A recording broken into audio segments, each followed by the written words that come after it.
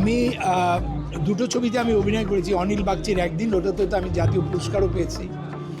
আর আমার বন্ধু রাশেদ আমার অনেক প্রিয় একটা ছবি, সেখানে যে চরিত্রটি অভিনয় করেছিলাম। এবং এই দুটো চলচ্চিত্রের মোর্শেদুল ইসলামের সাথে আমার যে অভিজ্ঞতাটা দারুণ। অসাধারণ একজন গুণী নির্মাতা, আমি ওনার সাথে কাজ করতে পেরেছি। আর বর্তমানে আমি অনেকগুলো কাজ করছি ওটিটি এবং সিনেমা নিয়ে।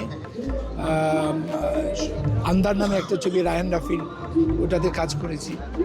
এবং সামনে আরও কিছুদিন আগেই আমি নাটোরে একটা ছবি করলাম, এম রাশেদ চৌধুরীর একটি ছবি করে আসলাম।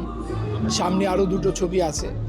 তো আসলে আমার কাছে যেটা মনে হয় যে আমি যদি আমার ব্যক্তিগত বিষয়টা বলি, আমি এখন যে দাঁড়িয়ে আছি আমি না, আসলে আমি কোনো না কোনো গেটআপে, কোনো না কোনো আবরণে থাকি আর কি।